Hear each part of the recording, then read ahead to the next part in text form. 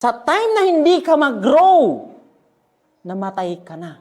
Kung gusto mong ingatan mo yung buhay mo, isa lang ang pinakamagandang ibigay na regalo sa buhay na to, kundi i-improve yung sarili ninyo. May mga tao sa atin na kahit papano namatay sila ng 14, 15, 16, 25, pero nilibing yung katawan nila by the age of 60 or 70. Pwede ba yun, sir? Yes! Pwedeng-pwede. It is because ang tao namamatay pag hindi na kayo nag-i-improve.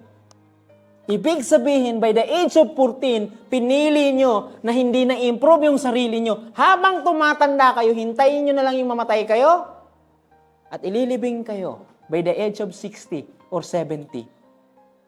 The question right now is ito. Gina-improve nyo ba yung sarili nyo?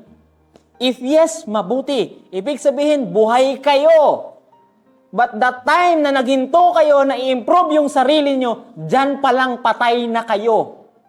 Because life itself, ang sinasabi, buhay kayo if nag-grow kayo. Di ba lahat ng patay, hindi na nag-grow? Am I correct? Sa time na hindi ka mag-grow, namatay ka na. So yun pala yung ibig sabihin, sir, na by the age of 14, namatay ka, pero nilibing ka by the age of 60. Physically, hindi ka patay. Pero, na hindi ka kasi nag-improve, nung mula ng 14, ng 25 ka, ibig sabihin, patay ka na rin. Hindi literally nga wala ka ng buhay, it's just that life is all about growth, improvements. The time na hindi kayo mag-i-improve, patay na kayo. Kasi tingnan mo, di ba, walang buhay, hindi na nag-i-improve. Yung remote, pagkagawa niya, remote na yan. Am I correct?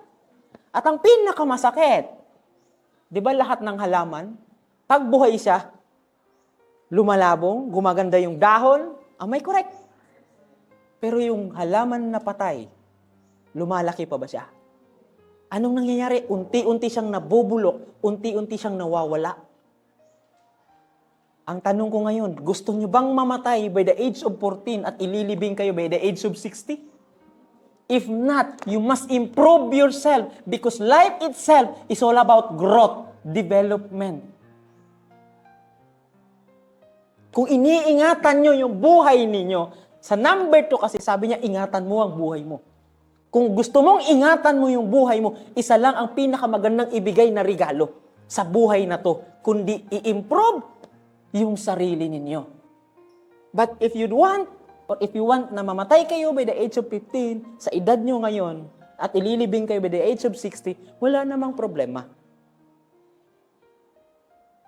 Psst. Pero walang halaman na namatay, nagkaroon ng bunga. Mayroon bang halaman na namatay na, pero nagkaroon ng bunga? Wala. So it means if you're not going to improve yourself, if you're not going to change yourself para sa maganda, malabong magkakaroon kayo ng bunga.